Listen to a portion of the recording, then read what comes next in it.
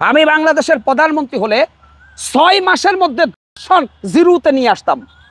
রাষ্ট্র চালাইতে গেলে কিছু আধ্যাত্মিক জ্ঞান লাগে, সেই জ্ঞানটা আল্লাহ আমাকে দিয়েছে। হয়তো আমার ভাগ্যে প্রধানমন্ত্রীর চেয়ারটা লেখা নাই, কিন্তু যদি লেখা থাকতো আমি বাংলাদেশের মেজর শয়তান, ছোট শয়তান, বড় শয়তান, সব শয়তানকে বোতলবন্দি করে ফেলে দাম। আর আমি প্রধানমন্ত্রী হলে তারা সিন্ডিকেট ব্যবসায়ী আছে, যদি সঠিকভাবে প্রমাণ পাইতাম আমি তাদেরকে সরাসরি ক্রস করার নির্দেশ দিতাম যে এদের জন্য কোনো আদালত নাই, কারণ এরা শুধু দুর্নীতিবাজ না, এরা গোটা জাতির শত্রু, রাষ্ট্রদ্রোহী। এদের জন্য জেলখানা দরকার কি? আর আমি প্রধানমন্ত্রী হলে বাংলাদেশের জমিনে 6 মাসের ভিতরে বন্ধ হয়ে যাবে। কারণ হচ্ছে আমি প্রধানমন্ত্রী হওয়ার পরে নির্দেশ দিতাম যে দখলের প্রমাণ পাওয়ার সাথে সাথে ওকে যে অবস্থায় আছে সে অবস্থায় ব্রাশফায়ার করে দাও, প্রমাণ পাওয়ার সাথে সাথে, প্রমাণ ছাড়া না। তাহলে আমাদের দেশে যারা প্রধানমন্ত্রী হয় তারা দর্শনের মামলায় আইন আদালতে লড়তে লড়তে 10 বছর সময় যায়, অনেক মহিলা লজ্জায় মুখ খোলে না। ইনশাল্লাহ আমি রাষ্ট্র চালানোর পরে ওই প্রধানমন্ত্রী চেয়ারে বসার পরে আরশি আজিমের মালিকের কাছে সাহায্য চাইতাম এবং নিজে সৎ থাকতাম। এমপি মন্ত্রী যারা আছে সবগুলা শতবান লোক নিয়েই আমি এগিয়ে চলতাম। মাদক তো আমার দেশে আমি বন্ধই করে দিতাম টোটাল। কোন সার্বভৌমত্ব রক্ষার জন্য কি করতেন? সার্বভৌমত্ব রক্ষার জন্য আমি আমার বাংলাদেশের বর্ডার গার্ড বিজেপিকে অত্যাধুনিক অস্ত্রে সুসজ্জিত করতাম। বাংলাদেশ সেনাবাহিনীর ভিতরে বড় বড় কামান, ট্যাঙ্ক, বড় বড় অস্ত্রের গোডাউন আমি তৈরি করতাম। এবং আমি প্রধানমন্ত্রী হলে একটি মূল্যবান কথা বলি, আমি প্রধানমন্ত্রী হতে পারলেই বাংলাদেশকে আমি পারমাণবিক শক্তির আওতায় নিয়ে আসতাম।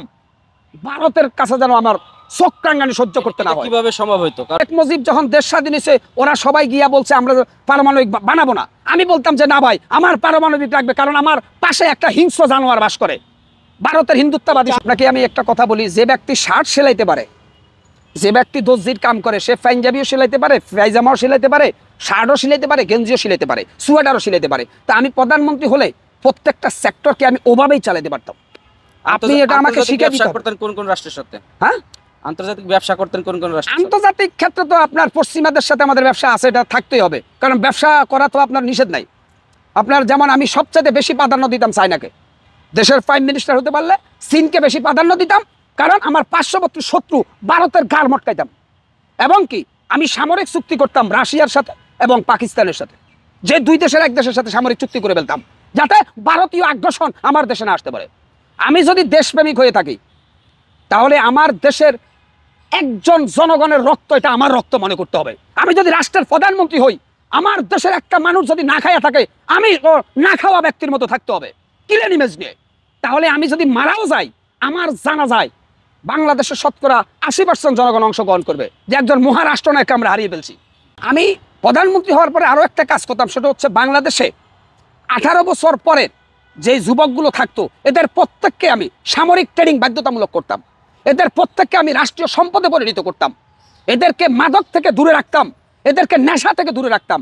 আর একটা জিনিস হচ্ছে, আমি প্রাইম মিনিস্টার হতে পারলে বাংলাদেশের প্রত্যেকটা স্কুল, কলেজ, ভার্সিটিতে ধর্মীয় শিক্ষাকে বাধ্যতামূলক করতাম, যাতে নাস্তিকের জন্ম না হয়। আমি প্রাইম মিনিস্টার হতে পারলে বাংলাদেশের যে এখন কিশোর গ্যাং বলেন না, যে বখারের ছেলেপেলেগুলো ওই যে বিভিন্ন জায়গায় মাস্তানি করে, ফাঁকি রংবাজি করে, এদের প্রত্যেককে আমি 1 বছরের মধ্যে সোজা করে ফেলতাম। এর কারণ হচ্ছে, আপনি ভালো জমিনে ভালো ফসল ফলাতে গেলে তো আগাছা পরিষ্কার দরকার। ঠিক একটি সুশৃঙ্খল সমাজ গঠন করতে গেলে এই কিশোর গ্যাংকে যারা পালে ওদেরকে ধরতাম। কিশোর গ্যাং হলো পরে, এই কিশোর গ্যাং পালে হচ্ছে এমপিরা, মন্ত্রীরা, চেয়ারম্যানরা, মেম্বাররা। এরা এই কিশোর গ্যাং ছেড়ে দিছে দেশে খারাপি করার জন্য। আমি তাদের মাজা ভেঙে দিতাম, কিশোর গ্যাং নামক কোনো শব্দ আর দেশে থাকতো না। প্রত্যেকে স্কুল কলেজে যাইতো, লেখাপড়া করতো, আর সামরিক ট্রেনিং দিয়ে এই রাষ্ট্রটাকে হেফাজত করার দায়িত্বটা নিজের কাঁধে নিয়ে নিত। এরা হয়ে যেত রাষ্ট্রীয় সম্পদ। এই বাক্যগুলো তাদের জন্য আমি উপহার হিসেবে গিফট করলাম।